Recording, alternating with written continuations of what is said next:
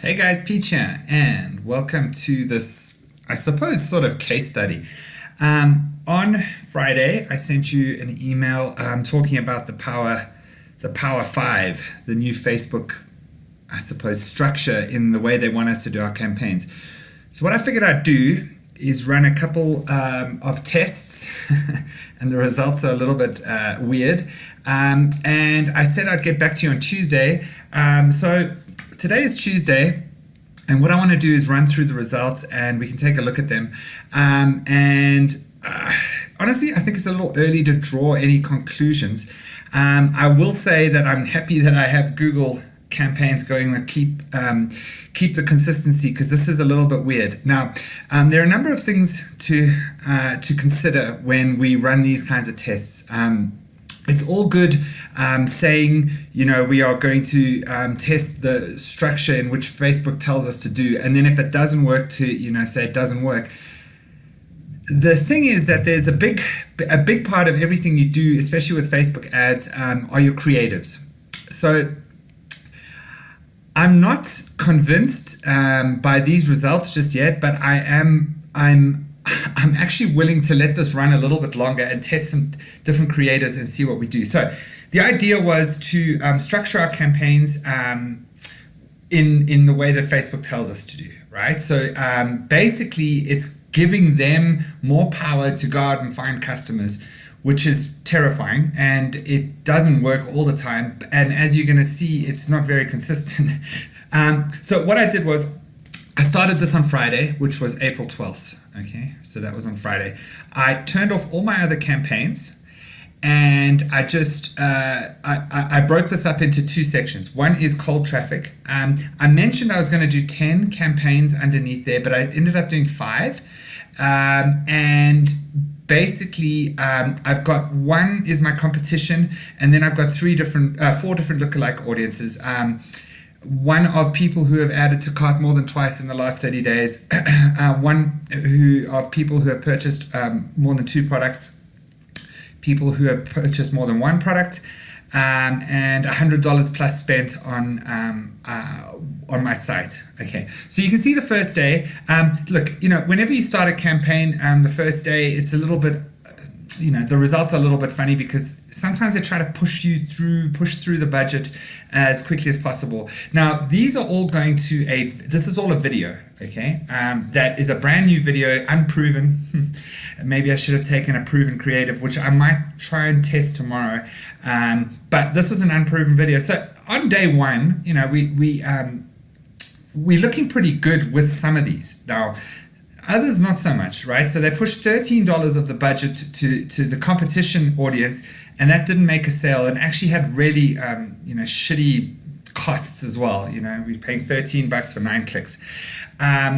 But this one looked a bit better down at the bottom here. So we had 3 sales at $8, and it's probably important that I tell you my metrics is I've worked very, very hard to get my average order value up with this particular store. So we used to be on we used to be on about 36, 37. We're about up to 44, 45 now. On a really good day, we get closer to 50. So anything, if I can, make sales between, $11 and $13, that's really great. If I can get it a little bit less, that would be amazing. But those are kind of my metrics for this particular shop. So this was day 1. And then if we go and look at the warm traffic, kind of similar results, a little bit more expensive, and I'll just show you which audiences we're targeting here. So I've got 50% video views, so we're running a video in the cold traffic, and then we want to immediately retarget people who have watched more than half of that video. We've got our custom audience, website visitors, and then we have our engagement audiences. Now, I've got another article on my blog about how we drive crazy engagement, and it works really, really well. So it builds up these engagement audiences for free, and then we retarget them. So the creative for this is a actual it's a dynamic product ad, right? So what I've done is I've created a dynamic product catalog based on, I think it's 35 or 40 of my best selling products in this particular shop. So I'm trying to put my best foot forward with this particular campaign. Okay, so those are the audiences, and that's what's happened so far. Now we come here, we look at Saturday. This was a terrible day. Saturday absolutely tanked, and we had 3 sales to the warm traffic at $31 a pop. Ooh, that's brutal. And we had 2 sales at $46 a pop. So as you can see, I didn't even spend all my budget on that day. But yeah, that was a really, really brutal day. And we're going to look at warm traffic. And again, thank goodness we've got Google running. But you can see here, it did try and push more of the website visitors, and this is a trend that I'm starting to see, and I'll show you a little bit more. It pushed, more traffic from this particular audience. Remember, we had budget optimization, so Facebook is kind of guessing. Facebook is using its incredible AI to do this, but you can see how that kind of spread out. And if we go back to our campaigns, we'll see the cold traffic was even worse.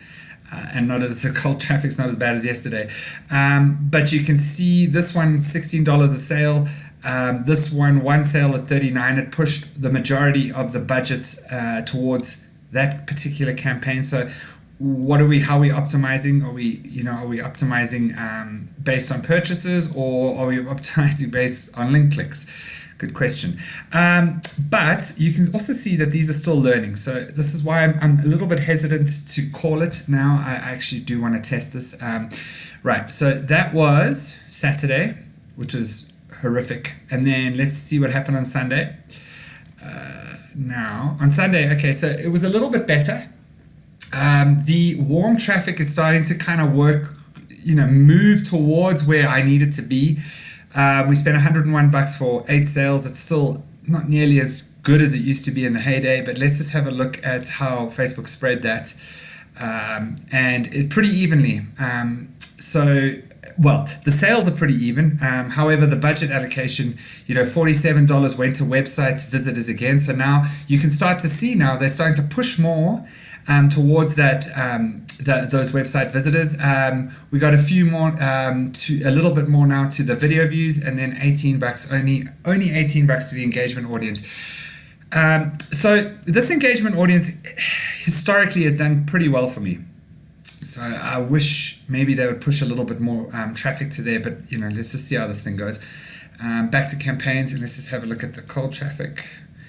And right, so this customer's OnePlus purchase got the lion's share of the traffic, $36. And look, I think the link clicks are starting to go up a little bit more, but these numbers are pretty shit. I'm not very happy with them. This I don't know if this is really working, to be honest, this cold traffic. I'm going to change the creative, and I think when you see what happened yesterday, this is you'll probably agree with me. Right, and then we go here, and then we see Monday yesterday, and it's even worse. So we had 1 sale for $98. Thank you, Facebook. That's great. We had 97 clicks for $98, which is also pretty average. Now, granted, Monday in this niche for this particular store is usually a bad day, but not that bad. So let's see what's happening with the warm traffic campaigns. Let me come check on here. And right, so now you can see this engagement audience is looking pretty good. Pretty good. It's looking much better. But again, if you remember yesterday, they spent 18 and now it's only spent 12, but we still got 2 sales at $6. This website visitors is now gone to over half the budget for 1 sale, right? And then this video view audience is doing okay. That seems to be going down. I can't remember what it was yesterday, but we do have 4 sales. So this is a little bit of a catch-22 with these video sales, right? Because basically, we are retargeting the cold traffic, people who have watched 50%. This keeps going down, which is good. I don't think 4 days over the weekend is enough to draw any conclusions here. But this is going down, but the problem is that this cold traffic audience, that is the video, that's not really working too well. So we're going to have to make a call on that, and maybe split the creatives up and see how that goes. But we're going to continue with this little experiment and see how it goes. So I'm going to let it run out today. And then maybe what I'll do tomorrow is I'm going to swap out some of the creatives for the cold traffic. I don't know if I want to do a dynamic product ad for cold traffic as well. That might be an idea, I suppose. That could actually work. We might try that actually. As you can see, I'm doing this on the fly. Right, so let's see what we can do. Let's try and get these per purchases down below 10. What I am going to keep a very close eye on and report back on is this website visitors here, because this is now starting to, the campaign budget optimization is starting to work. It's starting to optimize in inverted commas. In other words, it's really starting to pull this my retargeting audience out as the one to really go after. So on another note, if that keeps happening, I'm going to have to make a plan. But what I might do is push my Google Display Network campaigns up to drive more traffic to my site and see if that has an effect on these numbers, and see if we're getting new fresh eyes to the site, if they are then going to come to the newsfeed and hopefully buy. So there are a lot of metrics, there are a lot of touch points here, and there are a lot of it's a very difficult to draw a conclusion over 4 days, but it's also very difficult when you are swapping out creatives and trying to find the winners. But what I'm going to do is keep doing that, and I will probably shoot another video for you on Friday if this is helpful. If it's not helpful, let me know. But yeah, hopefully this is helpful. Maybe we can keep tweaking these and see what happens. Cool. So if you have any questions, don't hesitate to get in touch.